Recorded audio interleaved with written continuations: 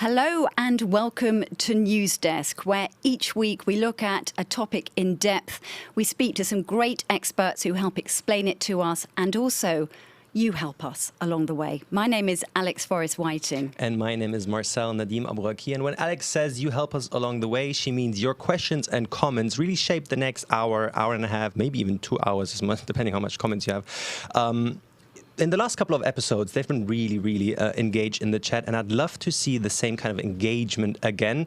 So for everyone who just joins us this time around for the first time, you comment, and then I'll take one of your comments and put them to our experts. And the way it really works out in the end, I'm going to show you in just a second. Yeah, brilliant. This week, we are looking at the South China Sea dispute and where it's all heading. And this is all about Chinese expansionism. We're looking at the countries around the South China Sea, and also in particular the one that's been in the news most of all, Taiwan.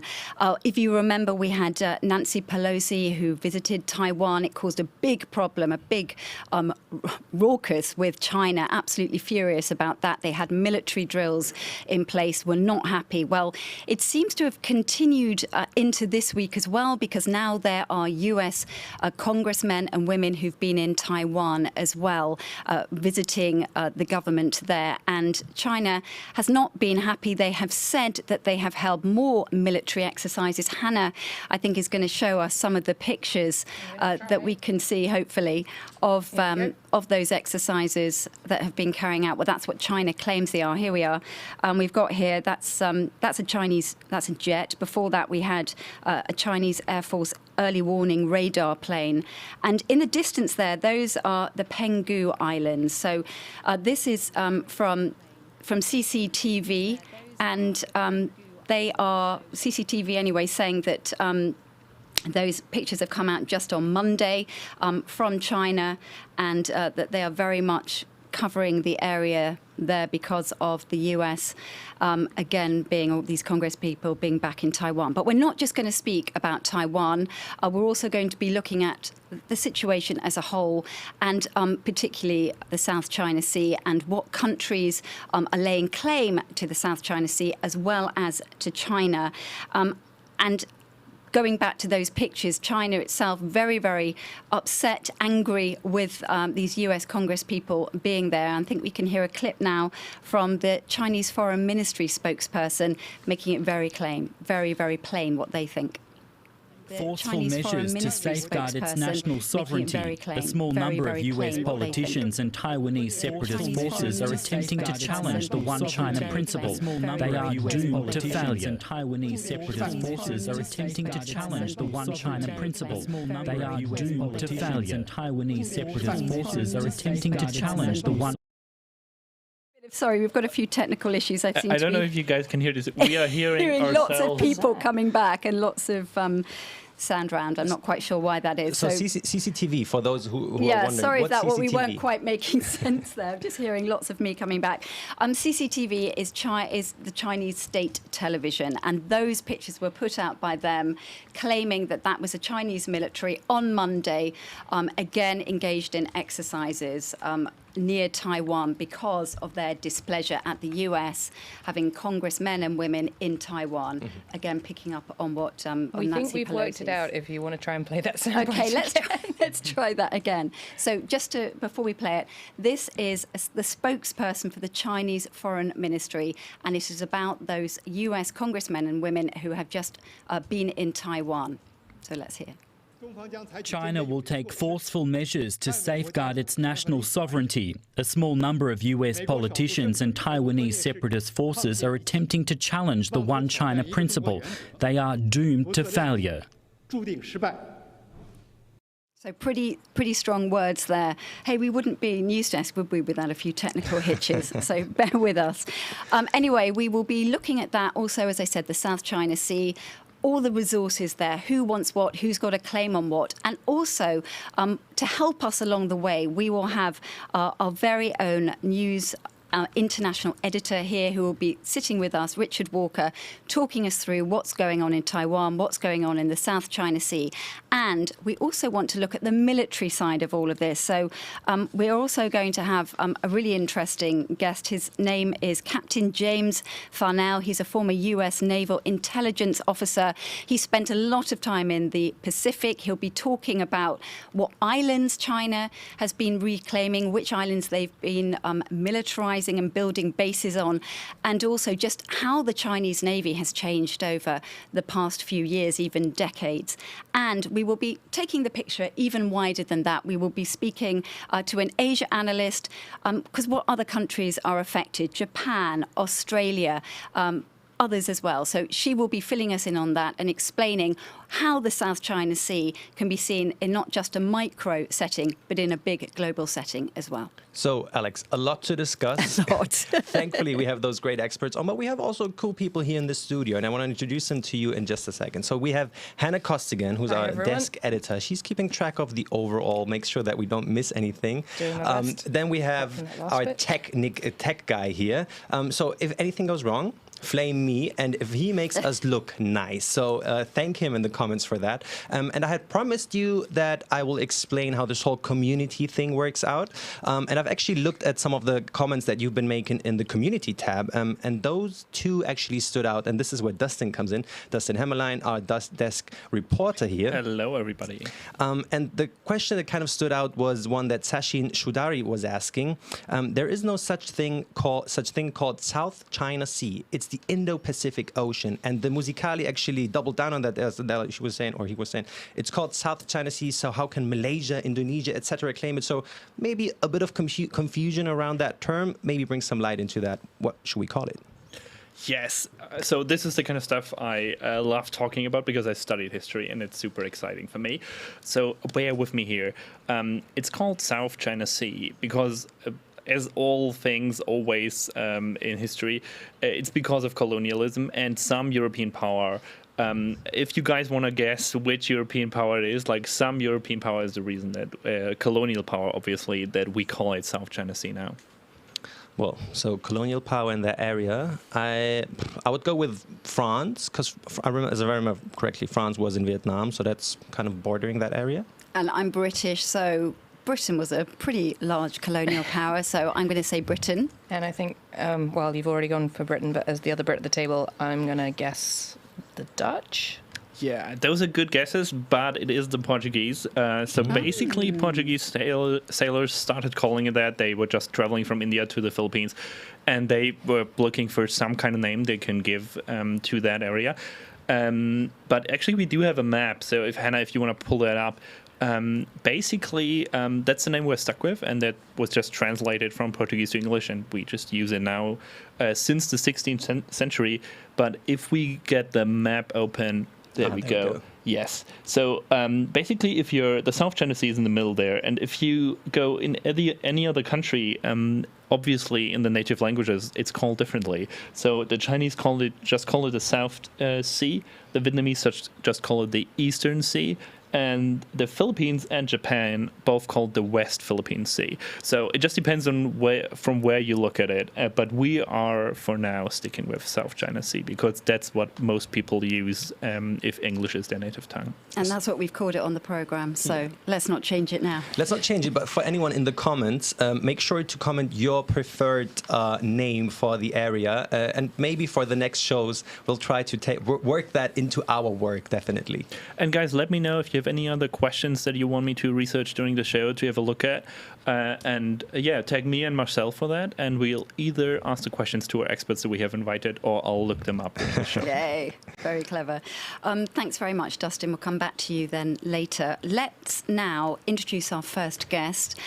This is DW's Chief International Editor, Richard Walker. Clapping emoji in the chat. Thank you very much, Richard, for joining us. So we just, while Richard has to quickly put on his headphones and get himself ready. That was quick. Hi. I'm impressed. Well done. Richard, thanks very much. And the reason why we've got you on here is because this is an area that you yourself know pretty well. In fact, I believe you're going to be going out to Taiwan in the next few days yourself. That's the plan. That's the plan. So before we talk to you a bit more in depth, let's just listen to another clip. This time, we're going to listen to Joseph Wu. He is the Taiwanese foreign minister, and he's talking specifically about Chinese expansionism. China has used the drills in its military playbook to prepare for the invasion of Taiwan. It is conducting large-scale military exercises and missile launches, as well as cyber attacks, disinformation campaign, and economic coercion in an attempt to weaken public morale in Taiwan. China's behavior towards Taiwan is merely a pretext. Its ambitions and impact extending far beyond Taiwan. It is thus critical that all freedom-loving countries around the world should work together to explore means to respond to the expansion of authoritarianism. Now, Richard, he was speaking when China was holding these military drills a couple of weeks ago, but he said this kind of thing before.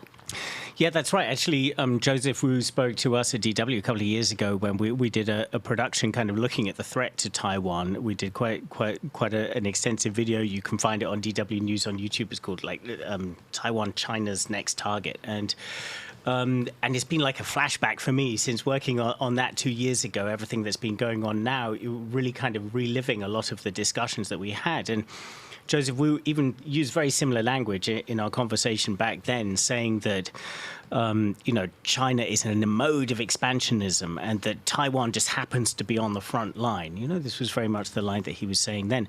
So trying to kind of express to the democratic world that the plight of Taiwan is something that has, consequences for them further down the line.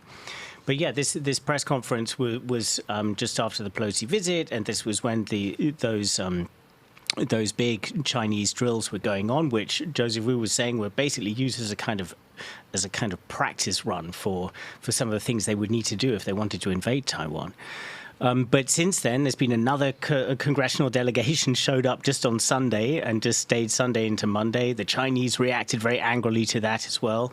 I think we've got some pictures, hopefully, of that delegation with them meeting the president as well. I mean, it was quite a surprise, that you sort of thought, okay, Pelosi, didn't you think of going with Pelosi? Were you this a separate, couldn't you have flown together?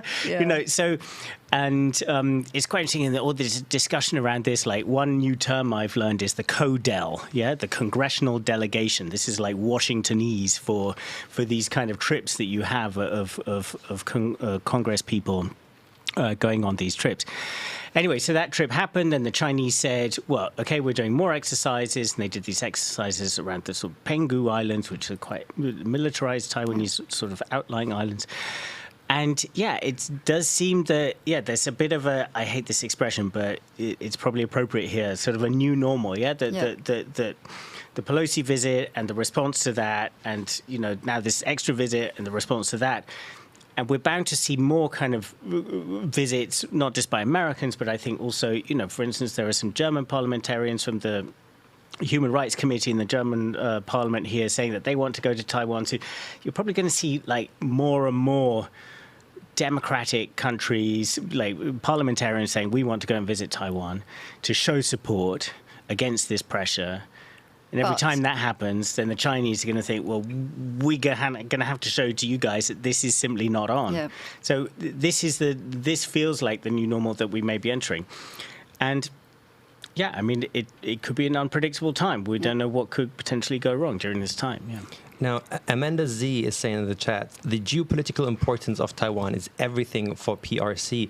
We had covered Taiwan last week around, and really what we saw with Melissa Chan and William Yang, but also with Bonnie Glaser, was Taiwan is really this thriving democracy by now. And we hear that there's a lot of democracies in the West where people want to come visit, but it's not it's not recognized by those countries. Like Germany doesn't recognize Taiwan as a country. The US doesn't recognize Taiwan as a country. Maybe Richard, explain to us why not?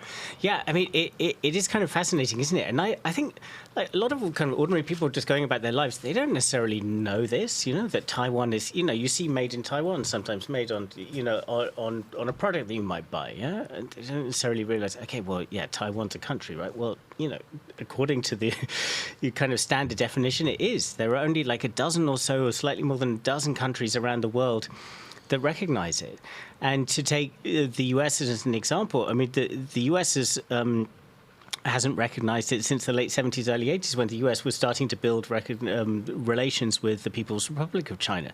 And that was basically the deal, that the Chinese said, well, you recognize us, but that means that you're not going to recognize Taiwan as the real China. And the Americans went along with that. The thing was, Taiwan at that time was a very different place from what it is now. It was a dictatorship. It was a nationalist dictatorship, not a communist dictatorship. But since then, since the 1990s, really, it's gone through this kind of democratization process. And it's turned into this really sort of flourishing, vibrant democracy with very much a lot of the sort of liberal values that a lot of, liberal democracies in Europe and North America kind of see, they see themselves reflected in this place. And it's this sort of plucky little place that sort of with this huge, terrifying neighbor sort of threatening it. And so you can see that there's a bit more of a kind of sort of spirit of wanting to stand by Taiwan at the moment. And that is kind of beginning to grate, well, not beginning to, it's seriously grating with the Chinese, because they see, well, okay, sorry, guys, but you don't recognize us as an independent country, and yet you want to keep kind of flocking there and showing your support and saying how great it is that it's a democracy. And this could tempt the Chinese to really kind of step up a gear in the next months or years ahead. No, I want to ask a follow-up question, because I had been asking myself that last week around as well. Taiwan happens to be the #1 producer of semiconductor chips. 92% of the highest-end semiconductor chips come from Taiwan. And Danny is asking, if that were not the case, let's say Taiwan wouldn't have that very strong monopoly almost in that sense, would the US and other democracies still come visit and fight for democracy there as much as they do now? Well, I mean, that has definitely played to Taiwan's advantage, this incredible kind of leadership that they've developed in the last 5 or 10 years in semiconductors. I mean, they've been a player in semiconductors for a long time, but it's in the last 5 or 10 years where they've really kind of hit the forefront, So Intel, the huge American giant, was really the kind of leader for a long time. But TSMC, Taiwan Semiconductor Company, Corporation, they're the ones who've really taken leadership in the last few years. And I think that really is one of something that is really kind of very important to Taiwan at the moment, that everyone can kind of see, if there was some kind of invasion of Taiwan or any kind of disruption, a blockade, anything that disrupted the ability of that company and that sector within Taiwan to serve the world economy, this would cause massive disruption. We've seen what's happened with Ukraine now with grain. Tens of millions of tons of grain stuck in Ukraine, unable to get past the Russian blockade, threatening hunger all over the world. We're hoping there's been some progress on that now. But imagine if that happens with the very best quality microchips that you can get. That would be hugely disruptive. And that would also be disruptive to China. So that kind of does play to Taiwan's advantage for now. But there's a but here.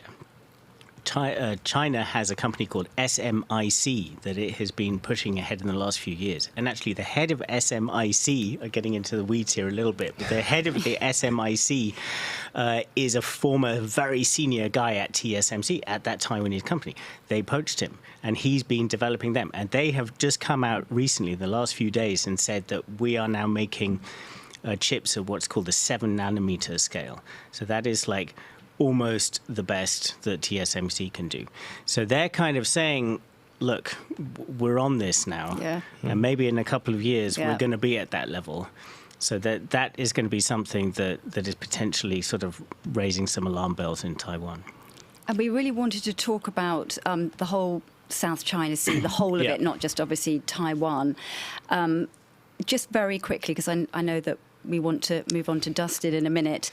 But just very briefly, can you paint a picture? We were talking about expansionism, listening obviously to the spokesperson from the Taiwanese government. Can you just paint a picture of what's at stake in the South China Sea, not just with Taiwan, but with the Philippines, with Vietnam, with the other countries that are bordering it, and why they are seeing China as a threat? Yeah, that's right. So Taiwan is obviously worried that it might get invaded. For the other countries in the region that are around sort of Southeast Asia, they're concerned about China's increasing reach in the South China Sea. So we're going to be pulling up maps in a minute. We can take a look at what we're talking about there. But China is really trying to establish that's its backyard. We're in charge here. And implicitly, that means that the United States, who've been the kind of guarantors of security to a lot of the countries in the region, as kind of, the global policeman, often controversially, obviously, but over recent decades, implicitly saying, like, the Chinese saying, no, this is now our territory. We're in charge. And what we see is them encroaching into the South China Sea, into this region. We can go into more detail when we see the maps, but essentially setting up outposts on these little islands around the region, which are really going to strengthen their ability to kind of control this whole domain. Yeah. Now, Taiwan is one of the areas that China is claiming, but they're claiming way more, and a means of doing that is the 9-dash line that's being thrown around. Dustin, this is where you come in. That's a question that Jesse Linnell had been asking in the community tab. Is basically the 9-dash line, mentioning it, and then also questioning the legitimacy of it. Maybe explain to us 9-dash line. What is it, and why is it important to us? Yes. So the 9-dash line is basically just 9 dashes on a map. So if Hannah, if you want to pull up the first image we have for this, it's like a image like a big red, a big golden China on a red ground. Can we see it already? No, it's taking a while. Well, basically what you will see is like how much China. There we go. So on the bottom of that picture, you can see 9 dashes. Hannah has her mouse where the 9 dashes are. It's a little bit more in this picture. I think so there the might number be 10 on this one, right, Dustin? Yeah, 10 dashes. So the number of dashes sometimes varies, but it is always called the 9-dash line. And these dashes basically say China sees all of the South China Sea as their territory to an extent. But it is kept vague a little bit, and that's by design. They want the dashes not to be connected, and they want it to be a little bit like, what do they mean by dashes on a map? And I have a little history for you there as well. So if you pull up the other map, that's there we go.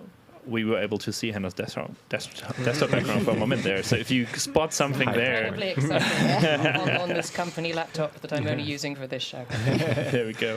Well, so this one actually has 11 dashes. If you pull up the version, I have one version where it's like where the dashes are marked and we can see them in yellow, I think. You do? There we go. Yeah, now it's 11 yeah. dashes. And the 2 dashes, Hannah's counting them now. 11, there we go. But you meant these two, right? Exactly. The 2 ones in the upper left corner, those will disappear. And those basically disappeared in 1952 when Vietnam, there's a dividing China from Vietnam, and when North Vietnam became a communist country as well, suddenly those dashes disappeared from Chinese maps. And then what we were left with is the 9 dashes that Hannah can show us now, I think. Okay. There we go.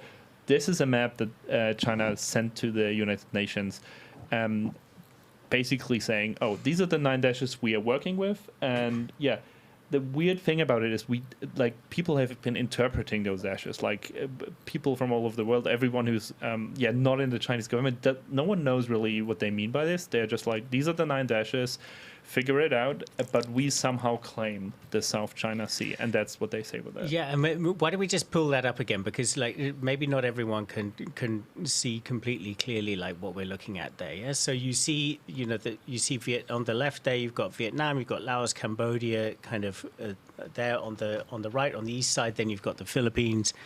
Then further down, you've got the top of Borneo with Brunei in there, so Malaysia and so on. Yeah, so then the dashes are basically kind of going all around this entire area, basically saying everything in between these countries is ours. And right up close to those countries too. I mean, look how close the line goes to the Philippines there, look how close it goes to Vietnam. Basically, everything inside these dashes, whether it's 9, 10 or 11, that's ours. Yeah. It's about 90% then of the South China Sea, or possibly more. It's definitely a lot. Jory Martisio is asking exactly the question I've been wondering. Are these claims valid?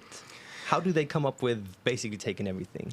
Yeah, so I mean, I don't know if you want to say something on this, Dustin, but go ahead. Yeah, I can say something on it. Basically, it's a difficult question. So there was a court who once decided, a Den Haag court. You guys won't remember the name of. I don't, from the top of my head, I would have to look it up. Basically, it's a court that decided those islands are not really islands, but just rocks in the sea. That was the one verdict we have on that. So, and the big law about this is a UN treaty that defines how far from the coast do your rights go as a country. It's like 12 miles is like really, this is still your country, and then for 200 miles from the coast, that's how far you can still claim, oh yeah, that's where I own all the oil that's found or something like that. And China has signed this treaty, but it is all difficult, saying like, how does it apply to this region? Because China's we are basically ignoring part of it. And that's why the verdict is important, the court verdict is important, because if you say those are just rocks and not islands, the treaty doesn't apply there. Yeah, so, and it's quite interesting, the argument that the Chinese make is essentially, this has always been ours, so it's ours. And countries that are around there, like the Philippines, like Vietnam, other countries around there, say, well, actually, no, it hasn't, and it's a lot closer to our territory than it is to you.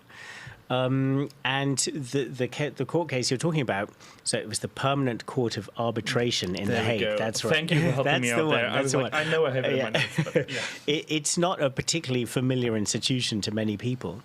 But basically, the Philippines took China to this court to say, to kind of get this court to make a decision on whether this whole idea of this 9-dash line is legitimate. And also the fact that China is like these little dots on the map there. A lot of those have gone from being little reefs or just little mounds that kind of almost like are only visible when the tide goes out. They've been reclaiming land there. They've been building airstrips there. They've been putting all sorts of kind of infrastructure there. Creating what people are saying is kind of like a fait accompli. It's like, well, obviously it's ours because that's our airstrip. We built it, And this court of arbitration did say that these kind of claims to historical rights are, I've got a little kind of quote from it here, that these claims have been completely superseded by the fact that China has signed up to the United Nations Convention on the Law of the Sea. So basically China has said, okay, we agree with this United Nations Convention on how you define these things, and therefore that completely supersedes any particular sort of historical claim that you might have. Now, just as a broader explanation, maybe, usually, how would that work? How would a country claim an area of water for their own? What's the regulations there? I've read about some naval miles from the coast. How does that work, Dustin? So basically everything 200 miles from your coast, what's underneath that sea, so above the sea, still anyone can use those waters. Those are called international waters. You might have heard that before. So that's where any ship can go. But then 200 miles from your coast is where it's kind of they call it the exclusive economic zone. So each country has that. And that's where China is also, basically the 9 dashes are claiming part of the Vietnamese exclusive economic zone and part of the Philippines exclusive economic zone and Malaysian as well. So that's where those countries are like, no, this is ours. This is not yours. That is not yours to take. And the fish and the oil in this area is also ours.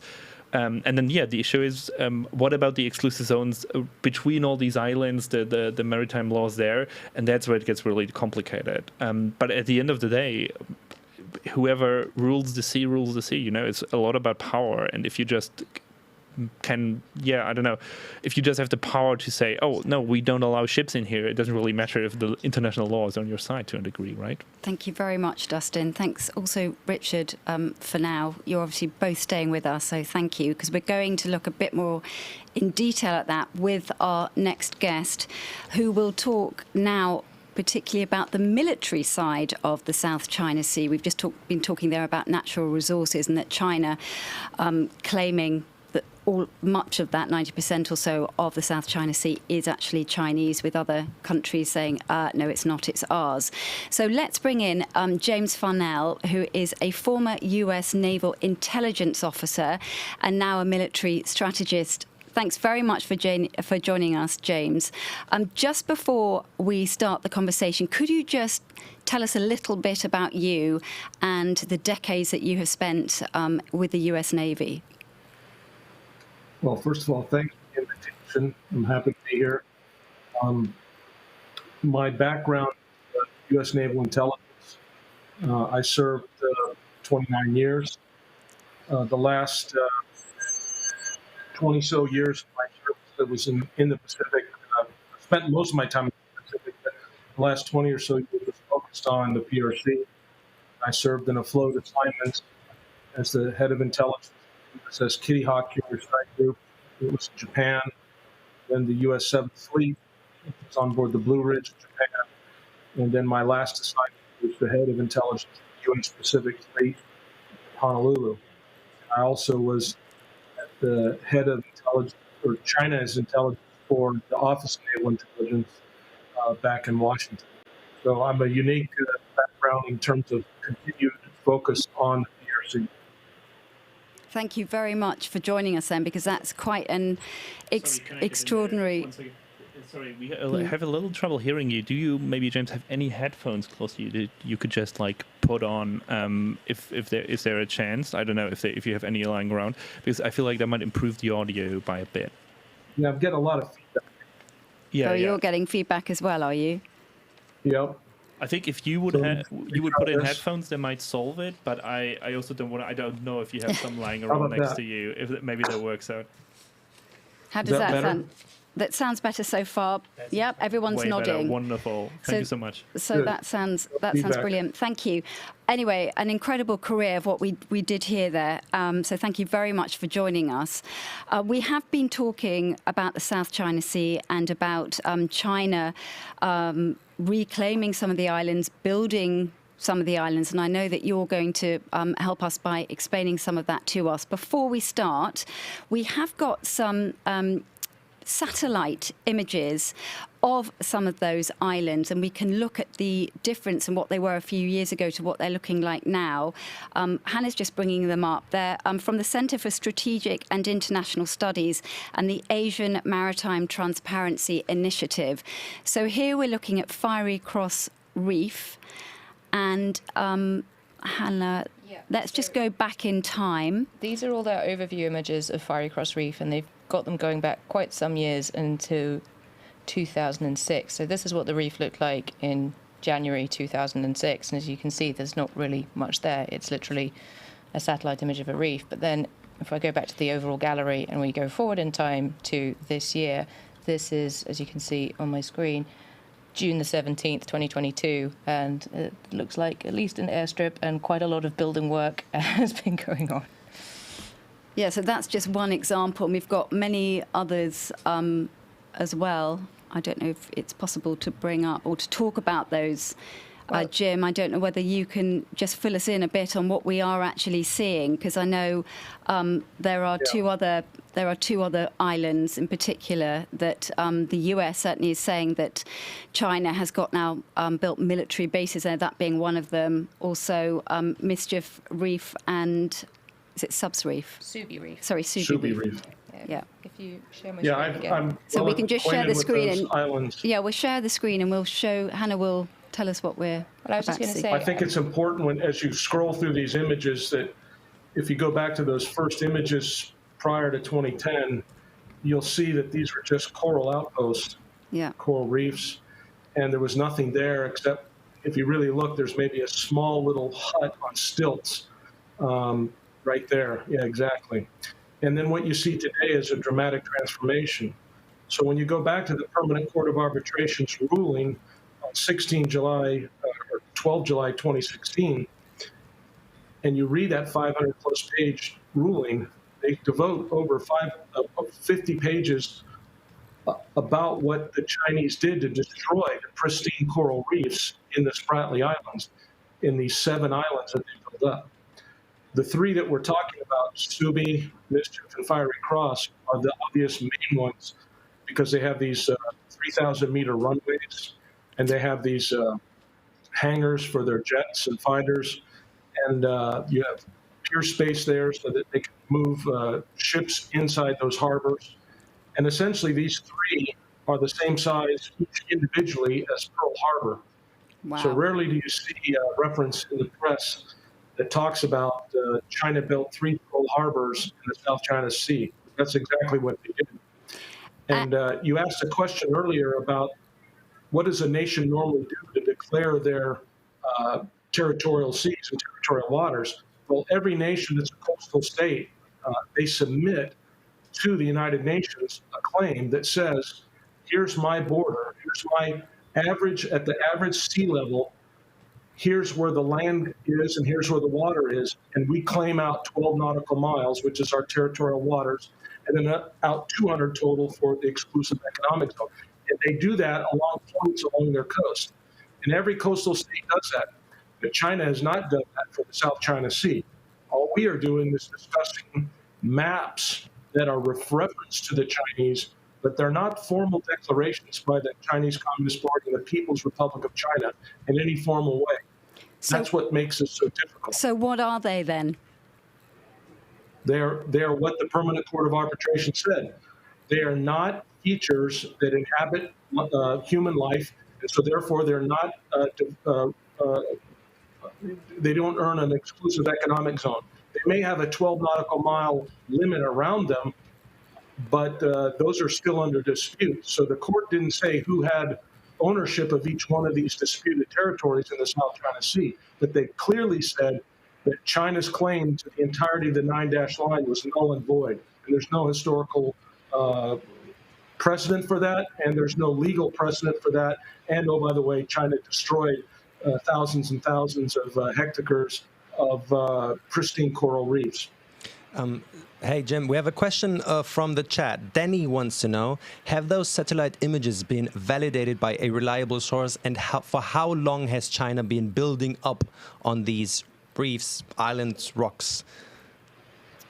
Well, the satellite images that you see from CSIS, Asia Maritime Transparency Initiative, those are commercial satellite images that anyone can access, and so they're valid.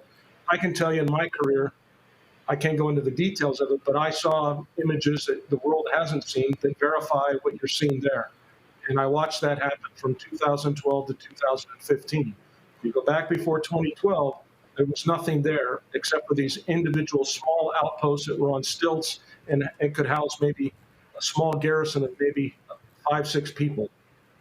And that was like the Philippines, Malaysia, and Vietnam all had these little outposts. And it was only China that dramatically altered the status quo in the South China Sea. Can I just ask you, James, do you think then that China genuinely, when we were talking about the map and about the 9 lines, do you think that China genuinely believes that the South China Sea is Chinese? Yes, the Chinese Communist Party believes it's theirs. But China, before the Chinese Communist Party, never made those claims. And so if you want to read a good book on that, Bill Hayton wrote a book in 2014 called The South China Sea, The Struggle for Power in Asia. He talks about how the Chinese Communist Party basically rewrote history to say that that was their territorial water, which it's not. But I can give you an example of how the Chinese Communist Party has implemented this re-education program amongst the Chinese populace. Before this became an issue in 2012, we had, going back into the 1980s and 90s, we had Chinese documents from their Coast Guard and State Oceanic Administration where Chinese Coast Guard-like vessels would go down into the southernmost part of the South China Sea off the coast of Borneo, there's a shoal called James Shoal. And the definition of a shoal is it's a feature underwater. It's a land mount, but the water, even at the lowest level of the tide, the land never breaks above it. So it's below the water. And James Shoal is about 20 meters below the surface of the sea. And for the last 30 years, Chinese Coast Guard ships would go down there and they would drop in a stone tablet, an obelisk. And on that tablet, it would say, "We are commemorating China's southernmost point of territory." 60 miles off the coast of Borneo, almost over 600 miles from southern China, closer to 900 miles south of China. And they said that that was their southernmost point of their territory. And they would teach this to their children in school. And then in 2013, 2014, we saw the first time that the PLA Navy warships went down and did a similar ceremony with one of their large deck amphibious ships and several of their destroyers. And they publicized this, that they were marking the southernmost point of China's territory. And they did this during Malaysia's Langkawi military exposition. And this was Malaysia's once a year time to shine in terms of the defense industry. And China made sure that they did this during that 1 week of the year. It was in March. And they made sure that it was publicized in English so that everybody in the region would read that it was basically China saying, "I don't care what Malaysia's doing. I don't care what anybody else in ASEAN's doing. We're marking this as our territory," much like a dog marks its territory. Where you see the E in Brunei, that's about where it is. Okay, yeah, we just put that map up so that people could understand exactly where you are talking about. In your view, James, I want to talk to you in a little bit about the Navy, but in your view, what does China want from the South China Sea? Is this about resources or is this about something more, in your view? Yeah, there's a lot of people that say that there's gas and oil that are down there, and that's why that's what motivates China. There's also people that say it's fish and coral heads and giant clams and things of that nature. Those are not really the reason. The reason is a nationalism. And the Chinese Communist Party has built their legitimacy on that they were going to restore China to its natural place in history. Xi Jinping calls it the great rejuvenation of the China dream. And so part of that rejuvenation is the restoration of what the Chinese Communist Party says is their territory. And they bought into this narrative decades ago, and they're wedded to it. And they've taught their people about it, and they're going to fight for it if they have to. I think in the South China Sea, though, they've already shifted the balance of power to where they're now the dominant military force. Now, we had asked before in the chat a poll, basically, asking about the role that the U.S. should have in all of this. Basically, the question was, what role should the U.S. play in the South China Sea dispute? And the answers were, they ensure freedom of navigation, they should not get involved. And I don't know enough to please explain. 1,000 people almost have voted. A majority saying the U.S. Should ensure freedom of navigation with 60%. They should not get involved, 25%. And then I don't know enough, please explain, around 13-15%. Jim, over the course of time, you've worked 30 years in that area, more or less. What was the role in the U.S. and how has it changed over time? Right. At the end of World War II, obviously the United States was the dominant military power in Asia, and certainly the Navy, U.S. 7th Fleet, where I served.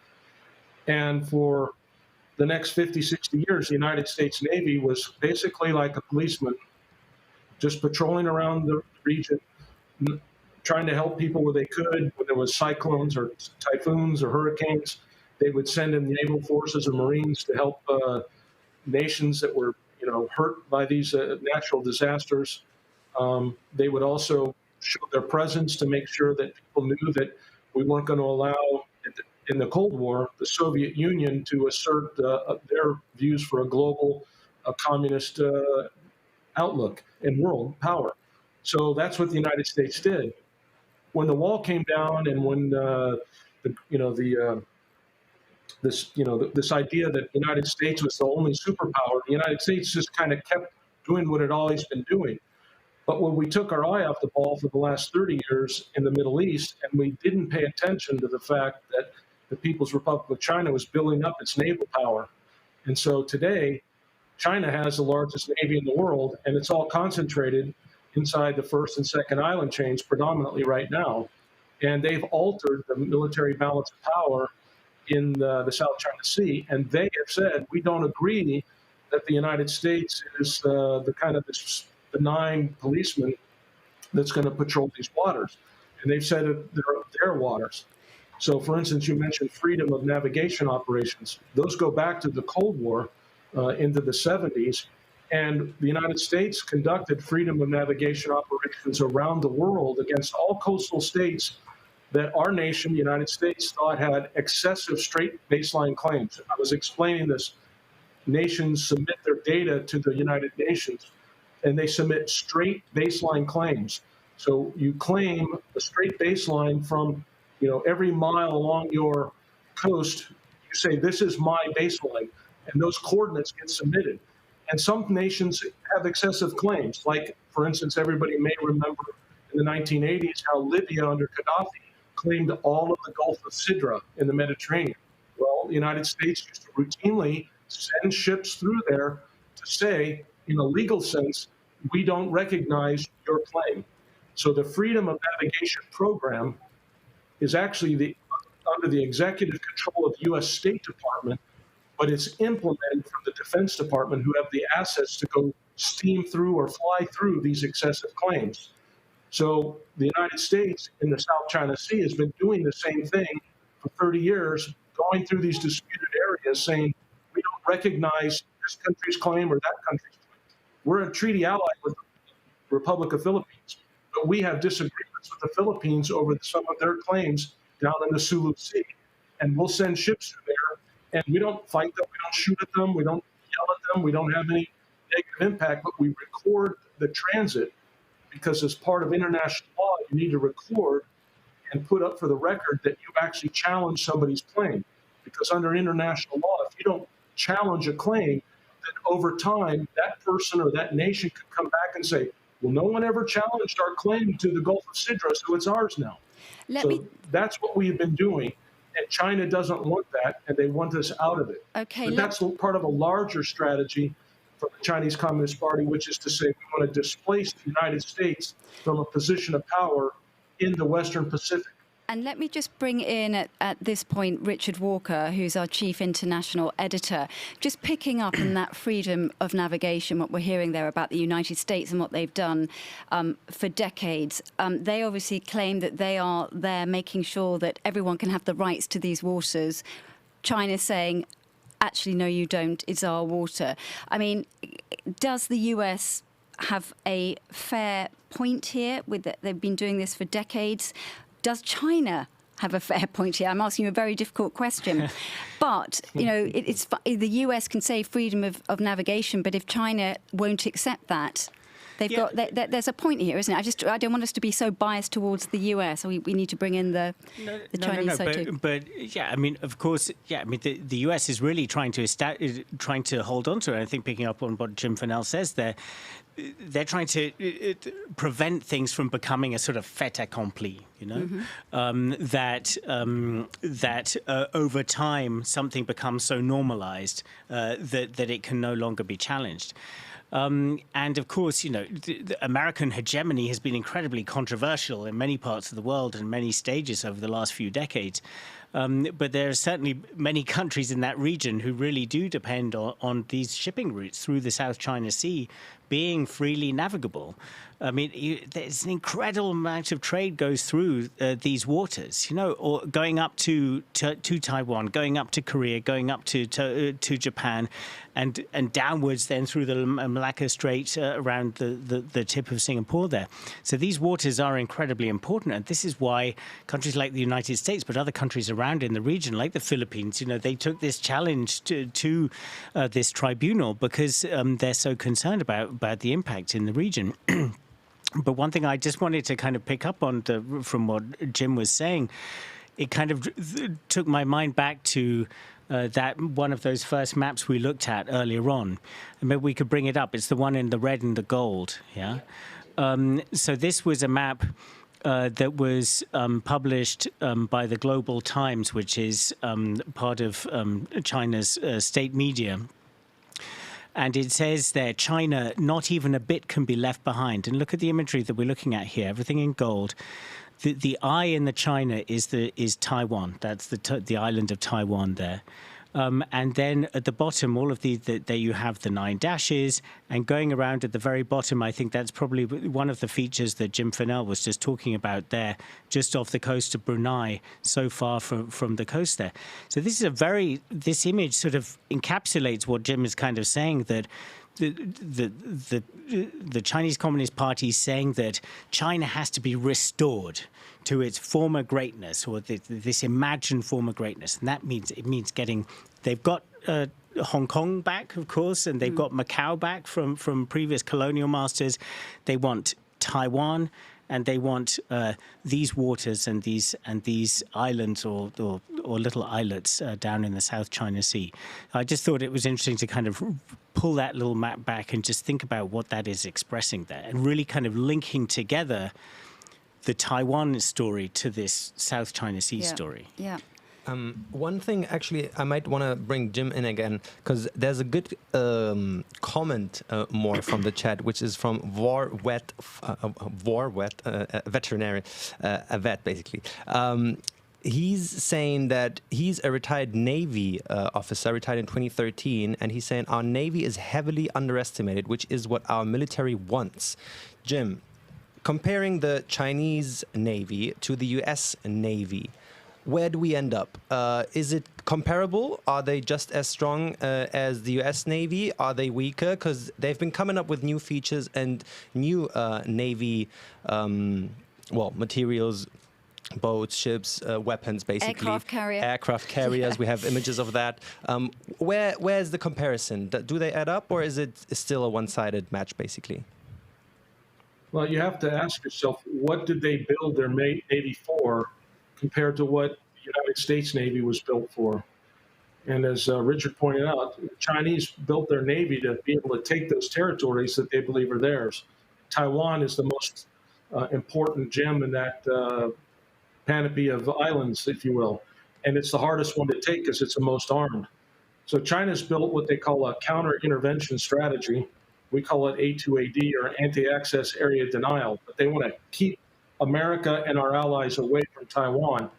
And one way to do that is to have a fleet of warships that have what we call anti-ship cruise missiles.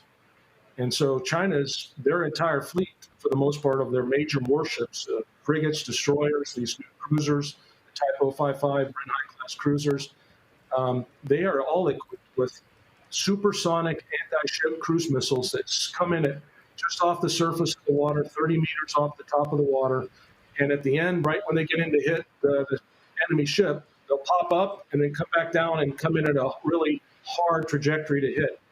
And we don't have those in the U.S. Navy today. We're still operating largely with Harpoon, subsonic, short-ranged anti-ship cruise missiles, where the Chinese have got the YJ-18 that's got a range of 300 kilometers. We have something that's less than 100 kilometers. So the United States has been on our back foot for the last 20 years trying to catch up with that. We've got some systems that we're developing, but we haven't programmatically approached it like the Chinese have with the PLA Navy. You may have just saw in the last 24 hours, the United States just announced that they're going to decommission another 39 warships and submarines, while China's continuing this trajectory that's going to have them up close to 600 ships by probably I say around 525 to 550 by 2030. And the United States is struggling to try to even get to 300. And so this is a real problem that we have, because ours is a global Navy. We split it 50-50 between the Atlantic Fleet and the Pacific Fleet. So you already go from the 295 ships that we have, that it's going down to 280. But let's just say it's 290. Cut that in half. That's 145 for each fleet. And then we have a forward deployed presence in the U.S. 7th Fleet in Japan, which is some number. But to get a surge out of the West Coast, it takes 3 weeks, 4 weeks to get over there. And so China knows that. And even if we surge the entire Pacific Fleet out of the West Coast, China is still overmatching us in their mission of keeping us away. And those warships are combined with PLA's rocket force, which has anti-ship ballistic missiles that fire from shore to attack ships. And they have an air force that's got weapons that are designed to attack ships. So their whole strategy is to sink the U.S. 7th Fleet and defeat our air forces and allow them to establish air supremacy over Taiwan, which is what some of their generals just said today on CTGN. That was the purpose of this exercise we saw from 4 to 7 or 10 August. CTG, where the Chinese were practicing a dress rehearsal to establish air supremacy over Taiwan. Just to interrupt you there, CTGN, you're talking about the China state television. Yeah. Correct. You also, just when you were answering that question, you talked about the Type 055 cruiser destroyer. We have actually got a picture of that, which hopefully we can bring up. Yeah, it's just that's it. It's just a static picture of what it looks like for anyone who's interested. And you were just talking about the capabilities of those. And as I understand it as well, they escort, or they will be used to escort the state-of-the-art new aircraft carrier that hasn't yet seen service, but we know has been unveiled, and in fact, we've even got a video of that as well. Maybe we can do two at the same time. This is what we're talking about.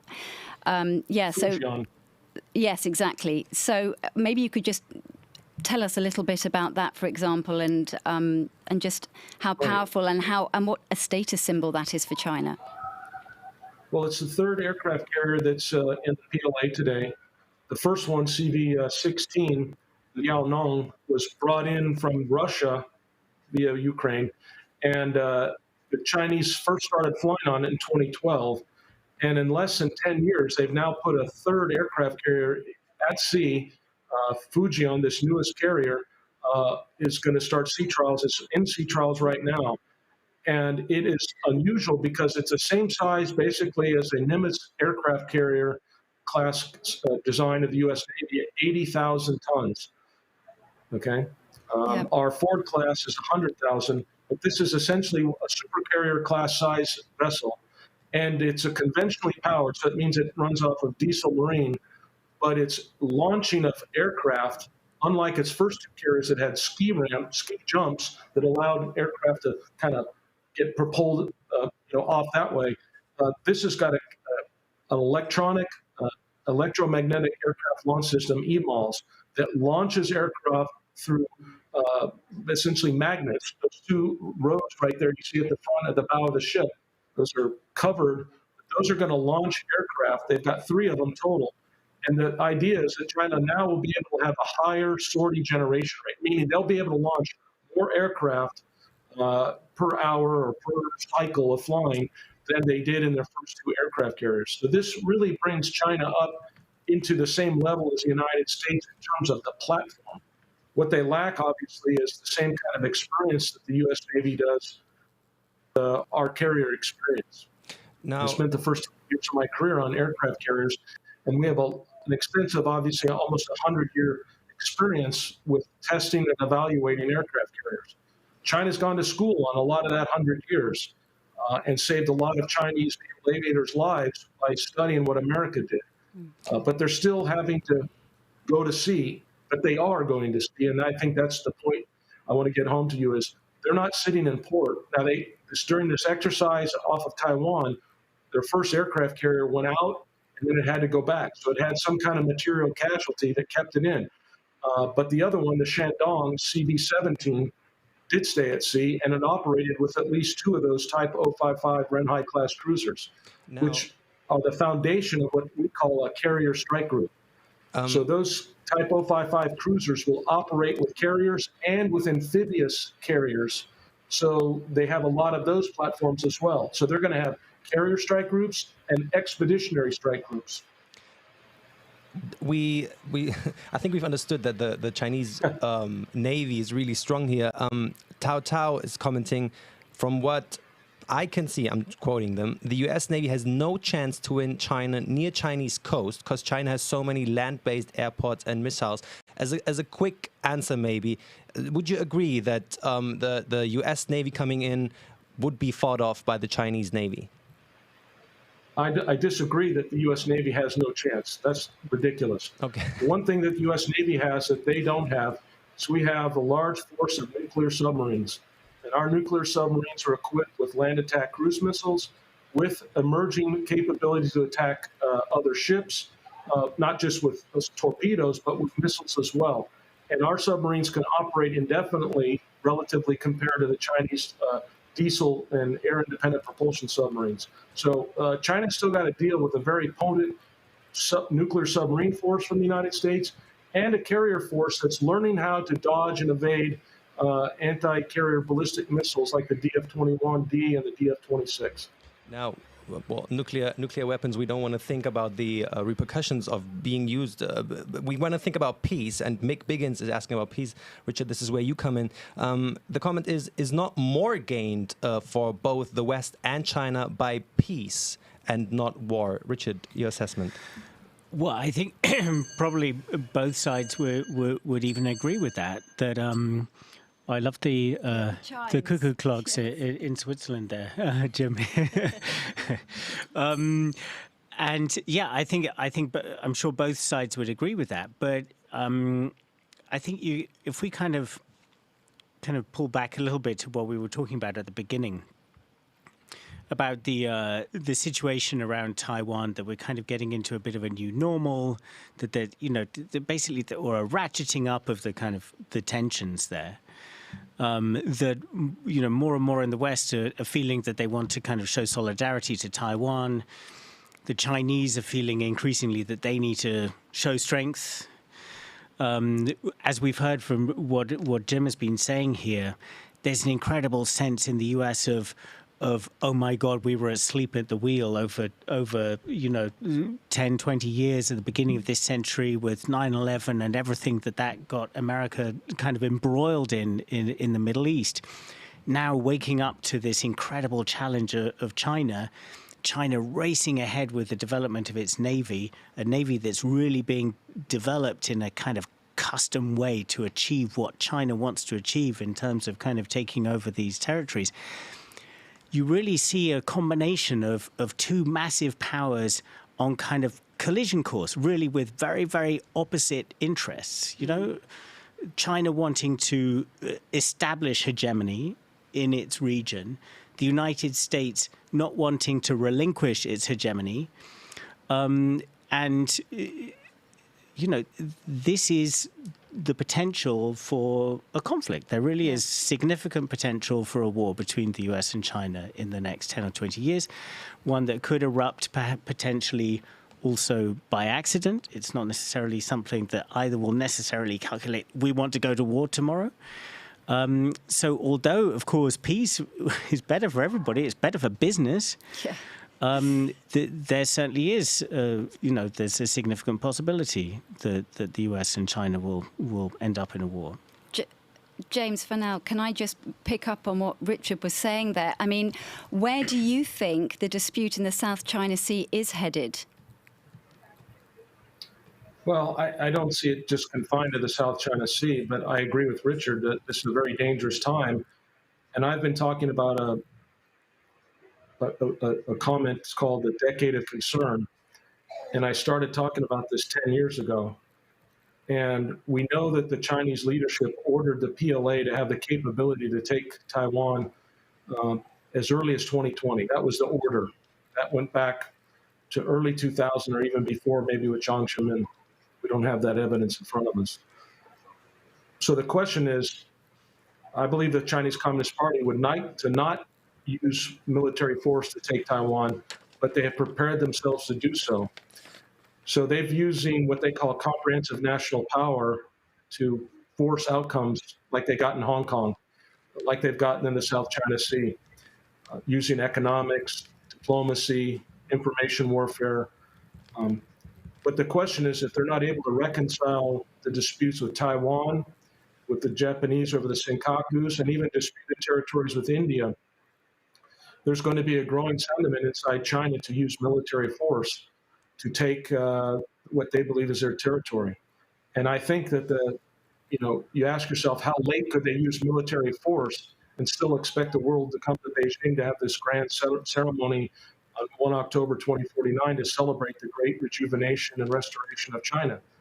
And I think it's probably about a 20-year period. If you back up 20 years, that's 2030. So 2020 to 2030 is the most dangerous period that we're in right now. And I used to think it was closer to 2030. But what I'm seeing, obviously, this last week and a half, with the PLA's essentially dress rehearsal to take Taiwan, what I hear from Xi, what I see in the domestic situation in the United States, which factors into their calculus in Beijing, and then what I see demographically with China in terms of the age of their citizenry, their quest for food, their quest for resources and fuel, water. They have a lot of challenges that are going to come to a real serious point for them in 2030 and beyond.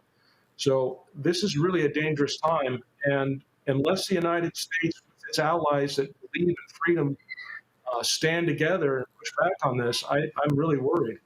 And the word hegemony has been brought and used here tonight. I would say that's fine, but when you listen to and you see what China says to people in the South China Sea, the nations in ASEAN, they frequently refer to them as small countries, and you small countries are going to do what we big countries tell you to do. And it's only the United States that's implemented freedom of navigation operations that doesn't really benefit us. It does in some way, but it really benefits the small nations. Philippines, Vietnam, Malaysia, Singapore, these countries, they rely on the ability to be able to buy and sell and trade. And if that's taken away from them or put under control where the Chinese Communist Party gets to say who gets to buy and sell and trade, or you may be on the rugged end of a tariff like Australia's been for the last couple of years, or even South Korea was at one point. These are very threatening things to small nations. And so I think, for the future of the world, in order to be able to have free access to markets and the freedom to trade, it's really a concern. And I think it even applies to your audience from Germany. Much of Germany's auto industry depends on that $5 trillion worth of trade that runs through the South China Sea. Yeah, Captain James Fennell, thank you so much for joining us. It's been illuminating, very helpful, fascinating to hear for the examples of how China's been building up its navy and actually what's going on in the South China Sea, and why you see China now as a big threat, particularly in the South China Sea, the countries it affects, and in the wider region. And we will be speaking to our next guest about that in a moment. But for now, thank you very much for joining us. We really appreciate your time, and we look forward to speaking to you in the future. Thank you. Thank you. Thank you.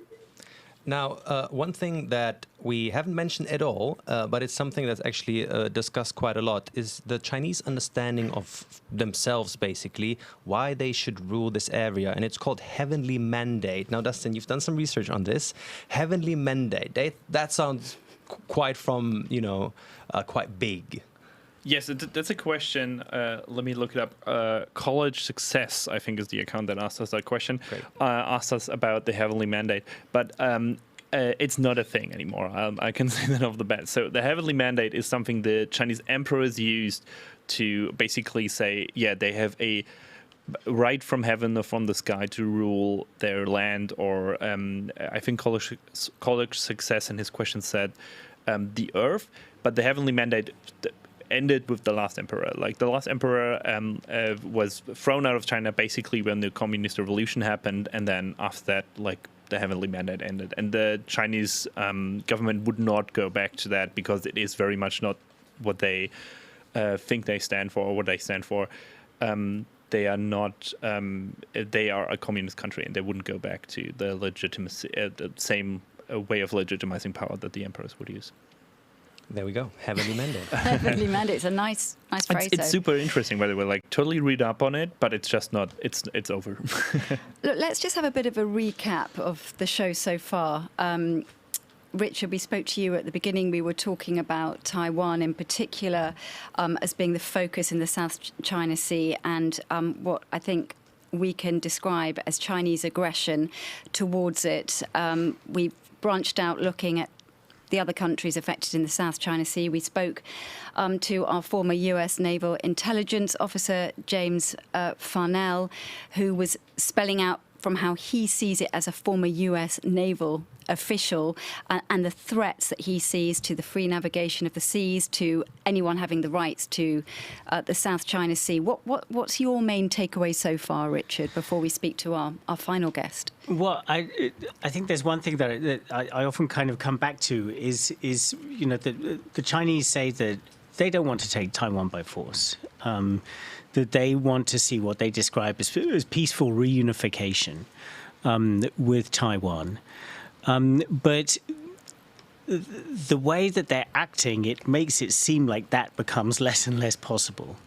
Because with every turn of this ratchet that we've been talking about, where there's, you know, something happens where there's international solidarity for Taiwan, then the Chinese respond with military exercises, like we've seen a kind of a dress rehearsal for an invasion, and, you know, responding every single time with sort of threats and exercise and so on. How is that supposed to appeal to the people of Taiwan as a kind of come and join us? I mean, it's not exactly an inviting message, is it? And even to pick up on that, Melissa Chan last week gave us the numbers of that. She basically said in the mid-'80s, the idea of getting back with China, getting back is not the right term, but getting towards China was much more popular than it is now. Now the majority of the people living in Taiwan, actually, they want to stay their own little island and not want to reunite. Yeah, and so, yeah, the idea of reunification, unification, whatever, you know, the support for it is very, very tiny, according to the most recent opinion polls. So that kind of makes you think, okay, well then, you know, if a kind of voluntary, peaceful reunification is not going to happen, then does that mean that the Chinese are going to think, okay, we have to go for military action? Or where does it go from here? Or does Taiwan start to think, actually, they want to go ahead and really declare independence and just say, to hell with this, we're an independent country? Well, that would be incredible. I mean, that's the one thing where the Chinese really said that then we invade, you know? Yeah. So the best kind of hope of stability at the moment is the status quo, you know, which is what the Americans always say that they want, which is what the Taiwanese government say that they want. But with everything that's happening at the moment, it makes the status quo just seem less and less steady. It seems it just looks wobblier and wobblier, and the dynamics of the situation, the way the forces are moving, it doesn't bode that well for the stability of the status quo. And also, you could say that you could accuse countries of turning a blind eye to what China is doing in the South China Sea itself. For example, with these military bases on islands, reclaiming them and what they're saying, if you just stick to the status quo. And that's the problem, isn't it? Well, yeah. I mean, obviously, the status quo of Taiwan is one thing. What they're doing in China, in the South China Sea, is trying to establish a status quo that is then unchallenged, you know, trying to create a fait accompli, you know, the sort of French expression for it. We're going to get to our next guest because I have the perfect comment for that. That's why I'm kind of just branching into what you're saying. Shroom Nikki is saying what stands out is it's not even just about America. It's as many make it out to be. This is the Pacific and Indian Ocean region as a whole. Yeah. Look at the Pacific and its allies and then compare it to China and Russia. So basically, brilliant. Thank you. So many around Yeah, you've set it up for me perfectly because it is time for our next guest. We have kept her waiting for a long time. Barbara Kellerman, she's a China Analyst and Asia Analyst, and she's a research fellow at the Central European Institute of Asian Studies. Thank you so much, Barbara, for bearing with us. I know that took a bit longer to get to you, and we do want to look now more at the wider context of what's going on with China and the South China Sea, bringing in other countries as well. We have talked already in our conversation this evening with our previous guests about the Philippines. Before we start our chat, let's just listen to an interview sought at a press conference, so a soundbite from Antony Blinken, the US Secretary of State, who visited the Philippines very recently. Let's just hear what he had to say about the Philippines.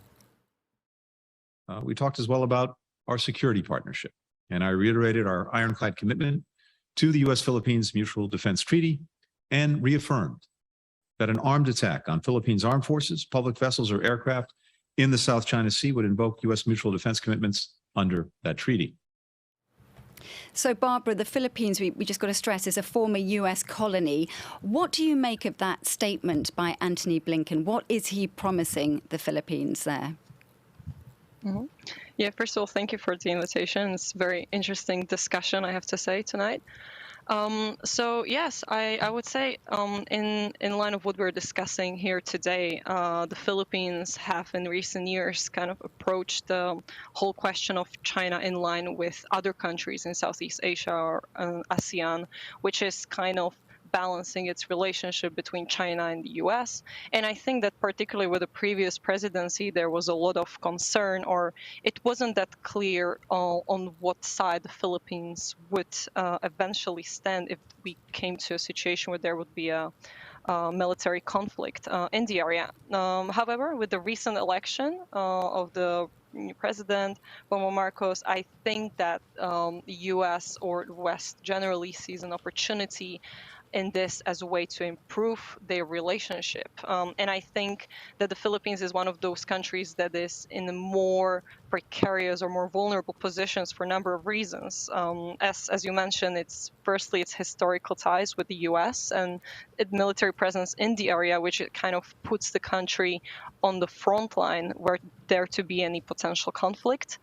And we actually saw only recently with the war games that were taking place that the Philippines has an immense power to potentially alter how would various scenarios play out if it were to provide access to some of its bases. At the same time, Chinese influence expanding in the area of South China Sea would have a massive impact on the Philippines. That's at the moment one of the main security questions for the country itself for many reasons. And here I'm talking also about fishing, for instance, which is one of the main source of food and protein in the Philippines, but the country has been struggling in recent years with this, and that's also due to overfishing that has been ongoing in the South China Sea. And you take into this kind of climatic risks in the country as well, and you are really looking at a country that is kind of torn between to what side it should actually look towards. I think that at the moment we are seeing kind of a transition period, and we will be able to understand more in the coming months based on what signals the administration will send, whether to the US or China. Because it's playing a balancing act itself, I guess. I mean, you were referring there to the former President Duterte, who did seem to be giving quite obvious overtures to China when he was president. And now, as you said, that the hope is that the new President Ferdinand Marcos will perhaps row back from that. But it's a difficult balancing act for the Philippines. Yes, and I think in this instance, we can talk about all of the countries in Southeast Asia. Those countries have strong ties with China, whether it's by proximity or because of the historical ties. And as it was mentioned today already, there was definitely years that there is a gap during which the countries were thinking about China differently. I think that policymakers were looking at China differently as well. So there are definitely areas in which China managed to make its cooperation with those countries really strong. And, you know, a lot of these countries are now finding themselves between a rock and a hard place. And maybe besides exception of Singapore, where the situation where the country seems to be much more aligned with the US, you know, it's not at all clear how would these countries react if there was a wider military conflict. And I think it's that question that is currently pushing the US to strengthen its diplomacy and to reach out to these countries and kind of testing its relationship.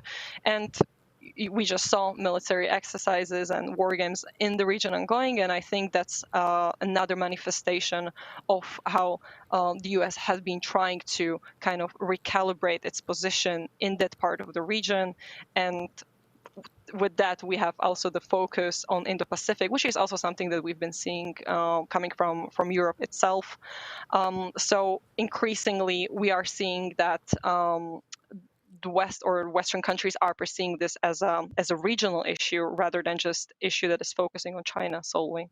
Now, hey, great to have you on the show, Barbara. Tao has a comment more so that I want to bring in because we have a great map or chart, rather.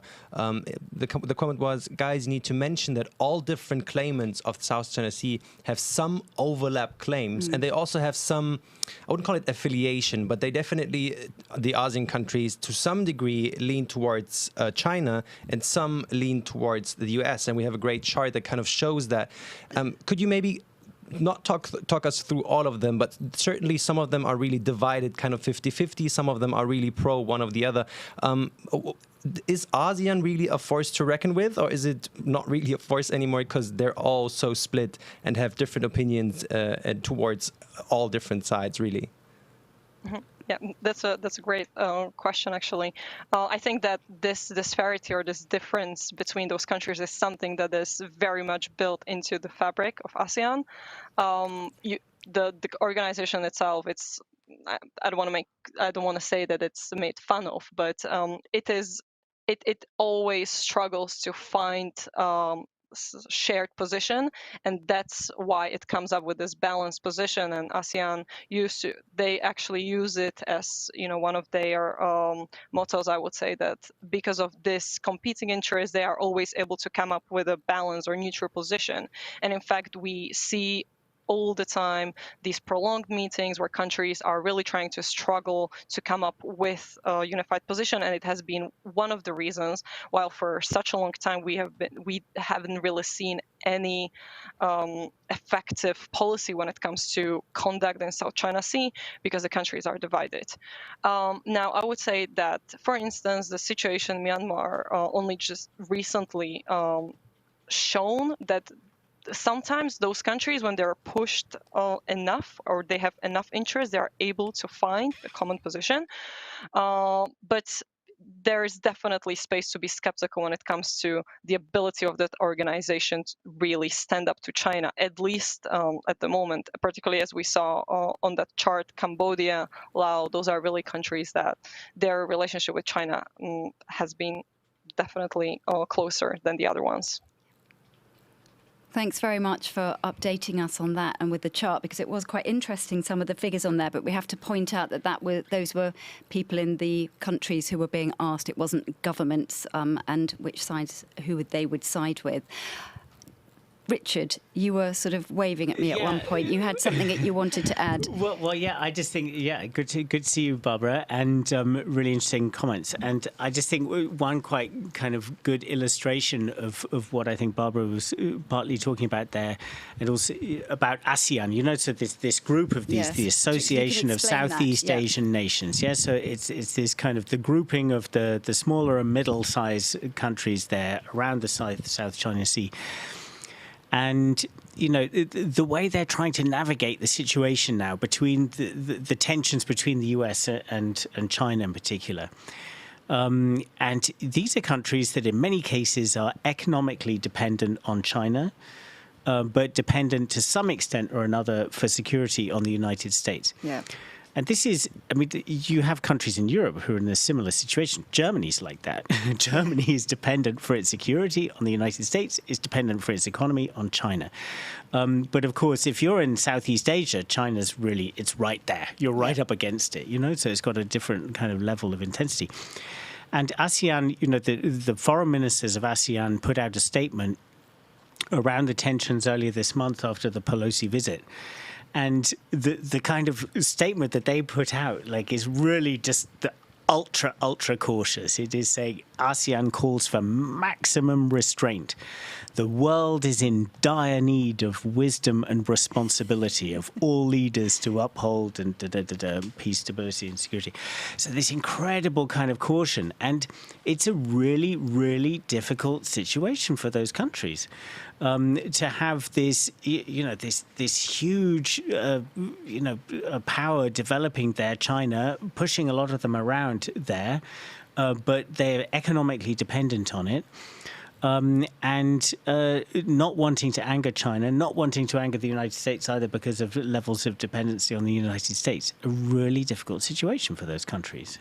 And you, Barbara, there were talking about some of the joint exercises and the war games, which goes into what you're talking about, the balancing act. I mean, the past few days we've had China and Thailand holding joint exercises, and the US and Indonesia, I think, finished 2 weeks of joint exercises. So it seems to be that it's very fluid, particularly with these kind of war games and exercises and walking this tightrope between China and the US. Yes, definitely. And I think it also shows kind of a competition in that area as well. I think the example of Thailand is a very interesting one. So that exercise is something that has been ongoing for a number of years. I think it was planned before the visit by Nancy Pelosi. So I think there were certain levels of concern that maybe canceling that exercise will be perceived as more political. And again, Thailand is also one of those countries that has strong ties with the US. But again, it's one of those countries that over the years China managed to develop strong ties to some of the influential figures, and I think that there are certain levels of concern that maybe the new generation of generals or military in the country is more used to carrying out these exercises with China. They are more familiar with how the military operates, and so over generations we are seeing this shift, and it's really one of those examples that in a way shows why the US and the West is now looking at kind of re-engaging itself more in the area, not only to familiarize other militaries with its own military, but also kind of reach out to or kind of improve its also soft power when it comes to population and presence in the area. I think we saw with the previous administration that the region in a way felt left behind. There were a lot of concerns about the US commitment, and I think that these exercises are also a way for the US to show that its commitment for the region is still there, and also to signal China that it is not going anywhere. Yeah. I want to, because we're getting so many questions, I maybe want to run through a couple of them, but there's one that stood out. It's just been asked by Mick Biggins. The question is, are there any peace broker countries in the South China Sea with China's ear who could help China and the US negotiate, kind of come to terms? Do any of the ASEAN countries stand out? Is there anyone who could kind of facilitate the conversation here? It's a great question. I think ASEAN itself would be a great forum to facilitate that. And I think if there is a strong advantage of the forum, I think it is precisely this one, that a lot of those countries have strong ties with China, better ties with China. And in many cases, we can also look at individual brokers in some of those countries that could reach out to China and try to facilitate some dialogue. To what extent that would be successful, it's another question, but a forum as such has this, stamp of neutrality, at least to some extent, I would say. And we saw overtures by the US, strengthened overtures by China, but in a way, the platform managed to kind of balance both of these. So it could be a potential venue for some dialogue. Now, another question, I'm just going to throw them at you, answer them as quick as possible. We're just going to call it rapid fire here. Athalia Sky asks, what is your assessment on China's micro investments into various ASEAN countries? Oh, that's a very interesting and specific question. I'm not sure what is it exactly the question is. I think China has a lot of interest, whether we are looking at food security or, specific economic interest it has. So many times some investments are not part of wider political strategy, but economic strategy. And I think you need to really examine the case by case if you want to come up with any assessment when it comes to those. Some of these questions will be very basic. Some of them are very specific, but this is the way the community goes. We just gather questions and then we just throw them at you. But great that you with no warning. Great that you're playing along. We're just going to keep on with the model. Jason asks, what do you think when US claimed to aid 100 million to ASEAN country like months ago? I'm just reading the question how it is here. Since when has the US become so poor? So basically referring to maybe there needs to be more aid towards ASEAN countries? I think, that's, or that it was, months ago. Yes, I mean, I think this is one of the recurring themes that, U.S. is trying to counter China and its investment, even in Africa, and then it comes up with these sums that don't really make sense in a larger scheme of things. And the second thing is that these investments are many times slow and they take a lot of time to materialize. And this is one of Chinese advantage, that China is really able to act really fast when it comes to some of these projects. And many times, they say something and in 3 months you are seeing people around building a factory or something. So that's a huge difference. But at the same time, I would also say that, for instance, we were talking about Philippines earlier. Philippines is many times mentioned as one of those countries where China has expanded its economic influence, but even if we compare that to the importance of the US economically, some of those countries are not really comparable. They are reliant on China, but there is still strong economic presence of the West as well. So there might be also one of the explanations behind the differences. Thanks. The chat surely appreciates your assessment greatly, as there's commenting here. Thank you very much, Barbara. We are really throwing them at you. One country that obviously is not an ASEAN country, but is seen as a bulwark to China, a bit of a rival in the region, is India. I know that it's not laying claim to the South China Sea, but it does seem an important country to bring in at this point. And I want to speak to you, ask you, Richard, about this, because you've spent time in India, and one of the elements that you looked at in some detail was China and India's relationship, or problem relationship, should I say, particularly in the Himalayas. Can you just talk a bit about that? Yeah, so we're going on a bit of a journey here from the South China Sea really up into the Himalayas. But yeah, I mean, Barbara just mentioned earlier, I think also Jim Fennell, also this term, the Indo-Pacific. So increasingly this is being used in kind of strategic circles, that when you're looking at Asia, and when you're looking at the Pacific Ocean, you need to really kind of take it all the way around to the Indian Ocean and to the Indian subcontinent. And the relationship between India and China is really, really fascinating and very, very tense and difficult. So yeah, I was there a couple of months ago and filming, produced a kind of analysis on the situation that India finds itself in, partly because of its historically quite close relationship with Russia and how that is playing out given the war going on in Ukraine, but also these tensions with China at the moment. And I think we can get ready a little bit of a clip from the video that we produced there in just a second, but just to kind of give you a sense of what we're going to look at. So between India and China, there is the largest territorial dispute, the biggest territorial dispute in the world. So the largest amount of land where one side says we have that, no, and the other side says no, we have that.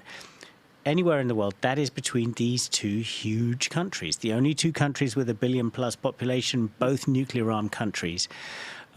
So I spoke to one of the main experts on this dispute up in the Himalayas and got him to explain a little bit about what's been going on there, because this dispute erupted into violence actually 2 years ago. There were clashes, and I think at the beginning of the clip we're going to see him explaining exactly what happened to these clashes. The dispute is the biggest land dispute in the world right now. The amount of territory that both countries believe belongs to them is more than anywhere else in the world. Sushant Singh served in the Indian Army for 2 decades. He's now a leading military analyst at a Delhi think tank.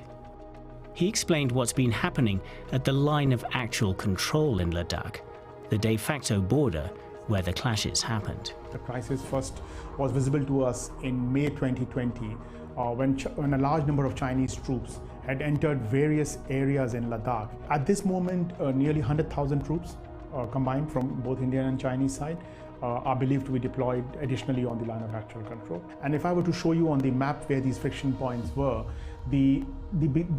from north to south, this is the red line depicts the line of actual control in Ladakh, and this is an official CIA map from 1962. And this is the area of Depsang where the Chinese troops have come in and blocked Indian patrols. This is the second flashpoint of Galwan, where 20 Indian soldiers died on June 15, 2020, along with 4 Chinese soldiers after there was a clash without weapons. And then there are two areas here where there's a crisis in Gogra and Hot Spring, where again the Chinese troops have come in and blocked Indian patrols.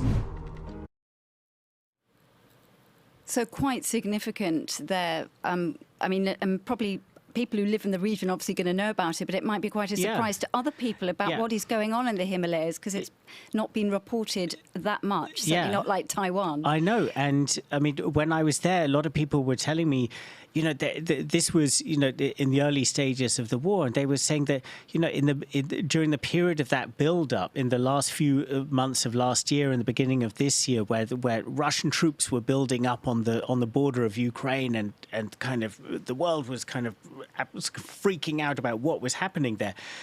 Indian analysts were telling me, we've got that kind of number of troops on our border too, and nobody's talking about it internationally. So that was really interesting. And then what we went on to look at is that, you know, this bit that the Sushant Singh was describing there was talking about Ladakh, which is this region in the Himalayas. There's another Indian state called Arunachal Pradesh that China claims the entirety of.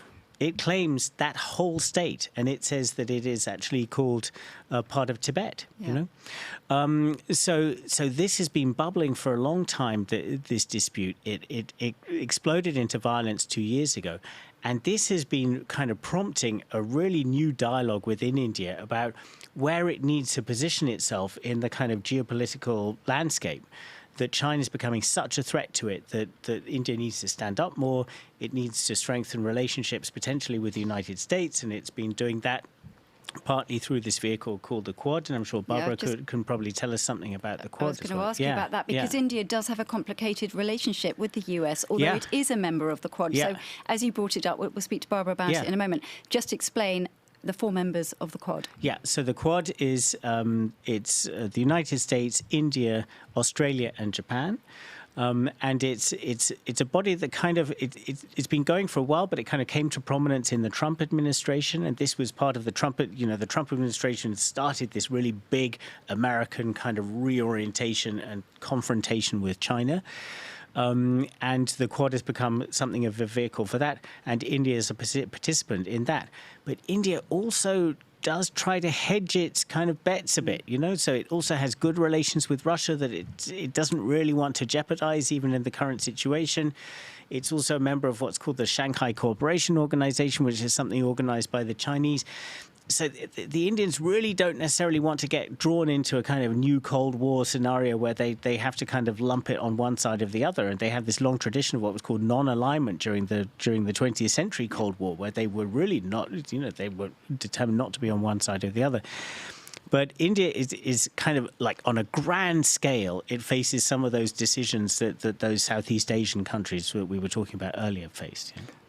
We have a lot of comments about India in the chat, and I want to just pull up some of them that kind of fit the conversation we're having now. Himalay Malaf writes, India also needs to get involved in Taiwan matters, putting extra pressure on China. So we're going full circle now, having explored India's own little dispute with China. Barbara, maybe we get you involved as well. What could be India's role in this whole Taiwan dispute, South China dispute? What kind of power would they have in this? Well, it was quite interesting. Like the very good online site, The Diplomat. Like they did a little analysis of the statements that different countries around Asia made over the Pelosi visit to Taiwan. And they kind of put a scale of like the most pro-China positions, and those were basically, it was North Korea, it was Russia, and it was Myanmar. So kind of quite predictable bunch. And then the most pro-US positions, and that was Japan and Australia. But India was kind of one along from that, so very close to the US position. And not really, not showing much succor to the Chinese. And I think the Indians have a pretty clear position on this, where the Chinese argument about Taiwan is often about, this is our territorial integrity, this is our sovereign, this is our sovereignty. You can't talk to the Taiwanese because this is our territory. Well, the Indians are saying, well, yeah, but you also shouldn't be doing incursions into our sovereign territory up in the Himalayas. So there's a bit of a kind of pushback from the Indian side on Taiwan at the moment over that. So they feel for them. Barbara, Ravindra Kumar writes, is Indian Ocean next target after the South China Sea? So basically asking, once China has kind of dealt with their front yard in a bit, the South China Sea, will they kind of explore the rest and coming towards India? Is that a fear that you would kind of agree with, or would you say they're kind of sticking to their front yard for now?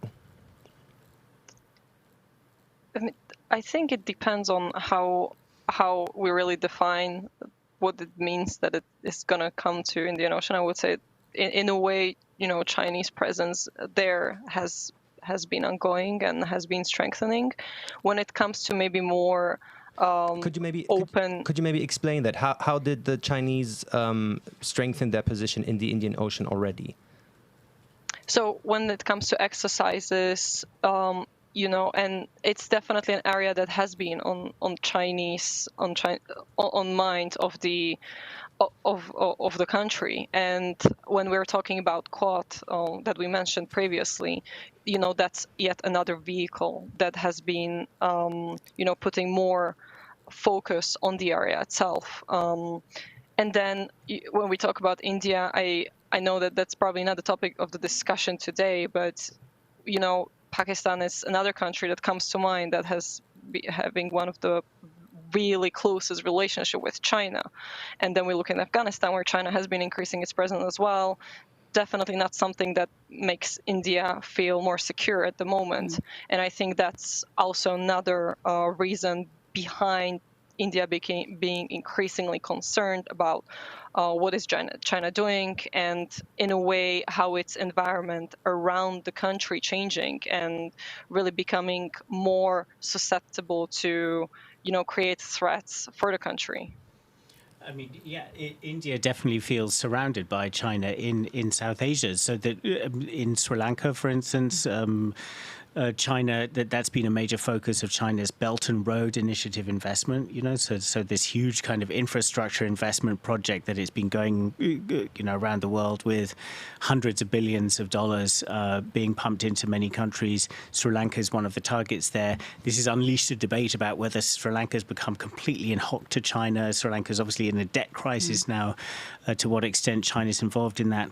Pakistan also, as Barbara just mentioned, that's a huge focus also of the Belt and Road initiatives. And in fact, China has been building out a port there called Gwadar, which is on the Arabian Sea, so the sort of towards the west end of the Indian Ocean.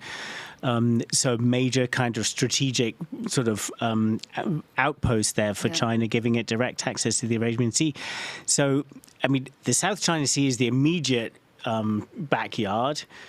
As we saw on the map with all of the golden lines and everything, that's what it really says. This is China. Yeah. But China certainly has global ambitions, and as it's investing heavily in Africa, it's investing heavily in Latin America as well, and South Asia is no exception. Don't want to break anything here, but Athalia Sky asks more on Belt and Road. So we have this great initiative from China towards the West, the former Silk Road, so-called Silk Road, with investments. And maybe talk about the influence that China gathers through that. Barbara, you're nodding your head. Surely you can expand on that a bit. Yeah, so actually that's one of the points probably to mention when we were talking about these, various backyards or areas. Rather than thinking about China, coming and trying to take control of those places, I think it's much useful to think about in terms of influence. And even if we look at the map of the BRI, that has other aspects as well. There is a maritime part, technological. It's more about China really exercising influence and having these areas where it has presence and is able to exercise impact or economic influence rather than maybe being really interested in taking control of some of those territories. Now, I think the BRI is quite controversial topics. You can approach it from various points of view. I personally tend to think that rather than having this mastermind project, it's a project that kind of changed its form over time and has been really recalibrated to suit Chinese domestic needs, but also many times responded to what has been going on the international scene. And however, as we even mentioned Sri Lanka, I think that's a great example that showed China that it cannot really overstretch itself, and it's found itself with this investment in Sri Lanka that it's not. Today, it's not really clear whether they will see any benefit from it or for how long there will be no profit generated from it either. So I would say that maybe some level of, Chinese retrenchment from those investments have been also ongoing, even if you look at in Africa, where China has really restructured the way it is investing in some of those countries, because it is I think legitimately concerned that in some of those countries the situations are probably not the most open to seeing successful profits for years to come, particularly at the moment with the inflation and supply chain disruptions and a lot of the crises that we are seeing, particularly in countries there's a lot of that are not that economically developed. I just want to say one thing. I was going BRI, of course, Belt and Roads Initiative. Belt and Road Initiative. So I was like, BRI, I know what that is, yeah. We've had so many acronyms tonight. Many acronyms. So for anyone who's like me and a bit slow, there you go.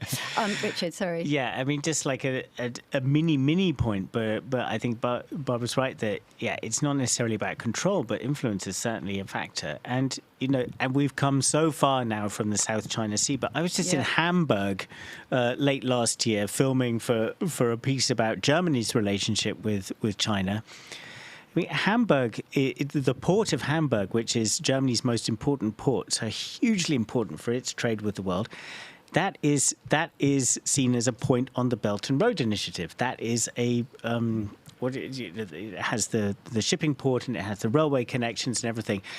And you talk to people in Hamburg who run the port authority there, like their connections with China are super important.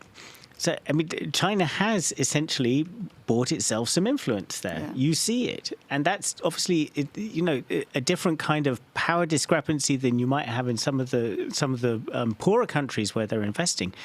But yeah, I mean, almost on whatever level you look at the BRI, it's a means of spreading Chinese power and influence in various different ways and in various different spectrums.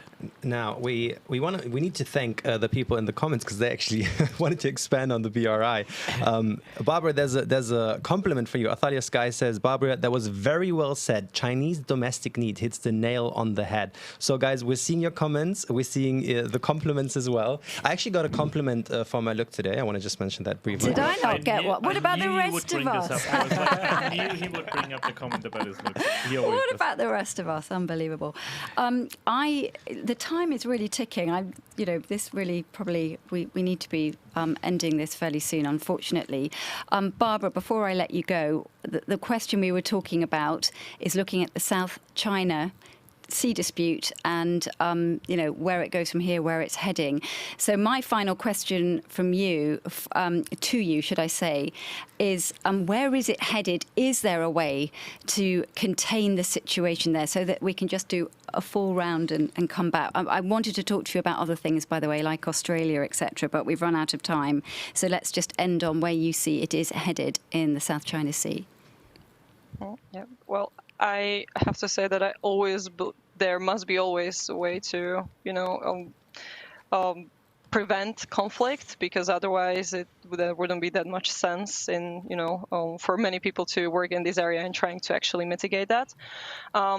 However, that said, we are definitely in a situation that is unlike anything that we've seen, I would say, at least in this part of the world. There is a lot of tension and potential for escalations, but I think that the importance of the South China Sea, it's a double-edged sword, and it could be its importance. It's also what could ultimately deter all sides from escalating it into something that no one wants to see, which is military conflict there. We're talking about shipping routes. We're talking about very important waters that would be very difficult to, find an alternative for that. And I believe that that's the rational side that will stop both sides from fully escalating it. Barbara Kellerman, thank you very, very much for joining us. Thank you for all your insights. Thank you also that we were able to throw some questions to you that we certainly hadn't prepared you for. But as Marcel said, that's our wonderful community. But we really appreciate it. Thank you very much. And I'm sure that we will speak to you again. So thank you. Thanks. Thank you. Thanks very much. That was really interesting, wasn't it? Because it did just broaden it out. As you said, we ended up talking about Hamburg, India.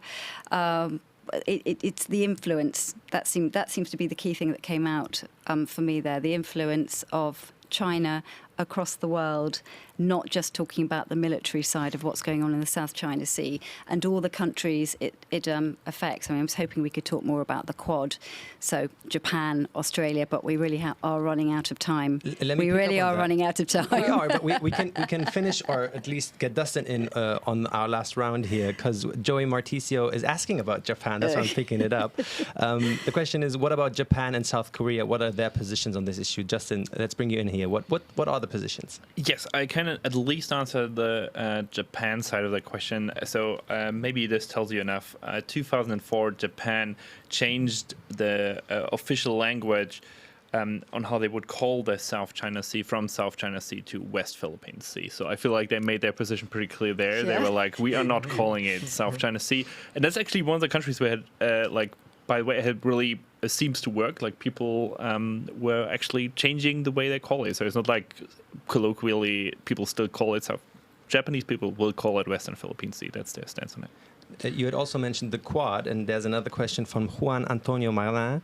The question is probably for you, Richard. Is it possible to expand the Quad into a bigger Indo-Pacific partnership? Bring countries like New Zealand in, the Philippines, South Korea. Do we see more of a Indo-Pacific version of NATO there?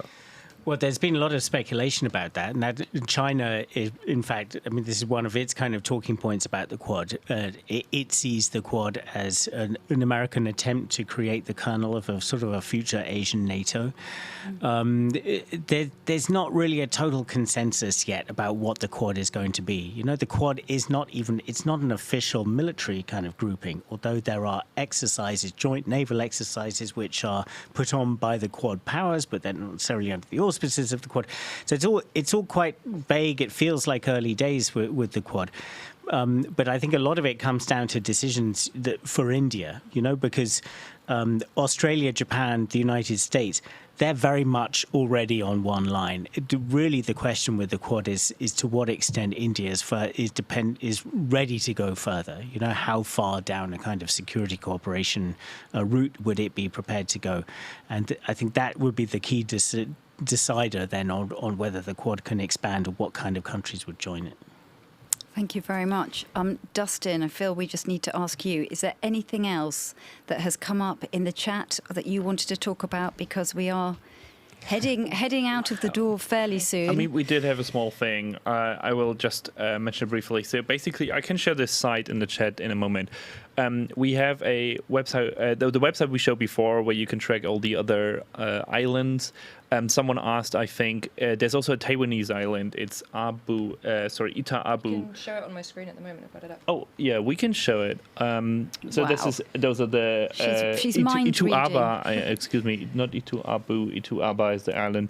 And we don't want to give the impression that we only show Chinese islands that have military on it. This island actually has military on it for longer than most of the islands that China just built. I should also say that this tracker website, you can click through several countries that have been building on islands in the South China Sea, so you can also see for the Philippines, Malaysia, and for Vietnam.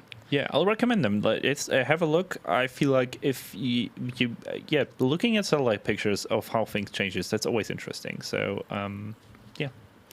And before we finish, I would just like to come back to you, Richard. We've sat here, we've listened to two fascinating guests. We've heard I know he's former US naval, but we've heard the US military side of things. We've then heard from an Asia analyst talking about what China's ambitions are, particularly in the South China Sea, and maybe even beyond there, particularly with influence. We talked about Belt and Roads Initiative, which is all to do with investing and money.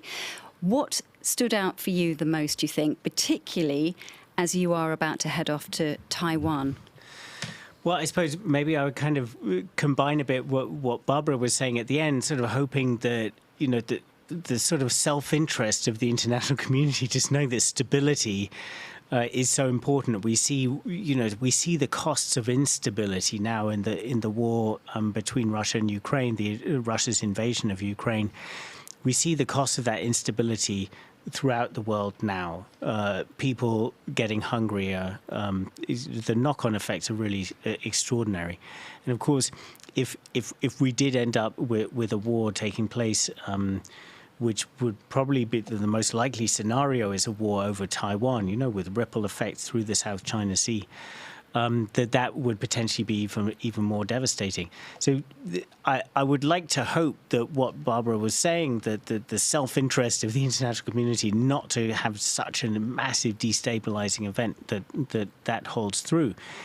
But I think it is concerning that we're moving into a period perhaps where the kind of political drivers are driving us towards instability. Whether it's in China, potentially also in the United States, that we end up in a kind of a sort of this ratchet effect that I kind of mentioned earlier, that are driving towards an instability that may not be intended, but goes in that direction. So ending on a little bit of a downer there, but I'm just going to be interested to see what I come back with in terms of impressions from Taiwan, but. Of course, for the people of Taiwan, this is, they're used to living under the Chinese threat. And we always hear from our team in Taipei, we have an office there, and they're always stressed just how kind of the people of Taiwan have got totally used to this constant threat from China. But it has taken on a stronger sense of reality. The combination of what we've seen after the Pelosi visit and also watching what's happening in Ukraine, a scenario that has some kind of echoes for the people of Taiwan. I'm going to be interested to see what people tell me there when I'm there. Great analysis more by Richard, produced on different scenarios that Taiwan could go in the next couple of years, centuries, really, about the different, it could be a blockade, could be an invasion, all of these mentioned. We're going to have it in the chat for the people to watch. Great, I think it's an hour long, maybe a bit longer. Really, just under an hour. Under an hour long, but this is really good. It helped me a lot to prepare. Yeah, and even though you filmed it 2 years ago, it's very prescient for this current time. Yeah, I mean, we worked through kind of 3 potential scenarios for how China wants to take over control of Taiwan. We heard from Jim Fennell, who we spoke to just earlier. He was one of the guests in that. So, do check it out. It pretty much holds water still today. Thank you very much. Thanks. And have a very safe trip. Thank you. And we do look forward to hearing your analysis and your thoughts when you get back. And I think that pretty much is time to wrap it up. I want to say a big thank you to all of you for watching. Thank you to our guests. We had Richard Walker, who we've just been speaking to. We had Captain Jim Fennell, who's the former US Naval Intelligence Officer, so that was fascinating. And also we had Barbara Kellerman, who is our Asia, in particular, our China analyst. And around the table. You say goodbye. You're going to say goodbye to thank everyone around the table. I'm going to thank everyone on the table soon. But I have a plug for everyone who's interested in these type of things, because on Thursday, 10 a.m. Eastern US time, whatever it's called, on Twitch. Not on YouTube, on Twitch. We have a new show. The channel is called DW News Hangout. And there our colleagues, especially the host Maddie, who I actually did my traineeship with, so very much recommend watching that, is going to talk about the summer heat, drought, and fires. And you probably you can't see it, but it's very, very hot in the studio. So it's a very important issue. So tune in. Make sure to do that. DW News Hangout. Thanks everyone for participating so much, so many questions, so many comments. And now the big thank you to everyone in the studio. Hannah Costigan, our desk editor, Jonas, our tech guy. Everything went so smoothly. No one had any complaints. Obviously, thanks to Richard and thanks to Dustin for all the cues that we could always throw your way, and you have amazing answers for that. Love to be here. And then lastly, thank you to you, obviously. And thank you to you, Marcel, because it is your last edition stroke episode for this current series. So I'll be back soon. Watch me. And also, don't forget to join us again at the same time next week, which is, look, this is brilliant. Thank you for putting this up so quickly, Jonas. So now I don't have to work out what it is. Oh, it's gone again. Those were the times. 8 o'clock in Berlin time is what I can tell you. Every Tuesday. 8 p.m. Central European time. 2 p.m. New York time. 11 a.m. LA time. Showing off. Well, you can just look it up. We always post a day or two before on the YouTube channel. Thank you very much, everyone, and we'll see you next week.